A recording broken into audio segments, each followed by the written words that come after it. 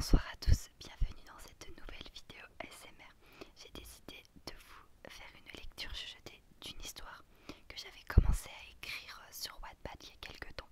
Donc j'avais commencé à écrire les deux premiers chapitres, mais par manque de temps et aussi par manque d'inspiration, je m'étais arrêtée, mais il y a très peu, j'ai retrouvé assez d'inspiration et je pense du coup réécrire la suite. Donc voilà, je me suis dit pourquoi pas vous faire découvrir ma petite histoire. Donc juste avant de commencer, je tiens à préciser que je suis tout à fait débutante dans l'écriture.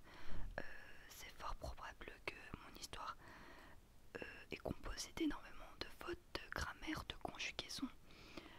Je n'ai pas de formation, ou je suis pas du tout en bac littéraire ou quoi que ce soit. Je fais vraiment ça par passion et par plaisir.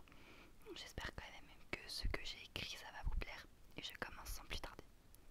Le 1er septembre 2019, la famille Marsh quittait leur village natal pour partir à Derry dans le Maine car George le père fut muté. Caitlin, la mère, était contente de déménager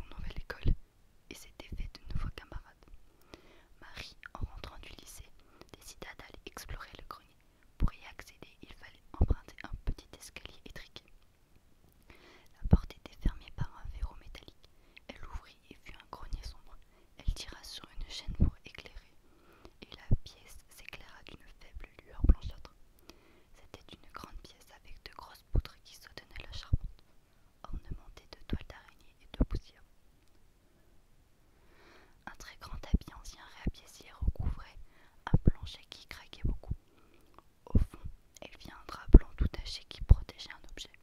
Un geste franc, elle le retira et elle découvrit une vieille malle assez imposante en ébène avec des arabesques gravées dessus. Marie effleura les motifs. Elle décida de l'ouvrir car il n'y avait pas de verrou. Cela faisait un drôle de bruit strident, mais la malle était vide. Elle la referma puis quitta le grenier pour aller prendre son goûter. Le soir même, elle se coucha dans son lit. Elle dorma et d'un coup, un bruit la réveilla. C'était le même son que celui de la vieille malle. Quelqu'un était bien en train de l'ouvrir. Des frissons de peur recouvrirent son corps et son visage. Puis le son s'arrêta quelques instants pour laisser place à une mélodie triste et mélancolique d'une vieille boîte à musique.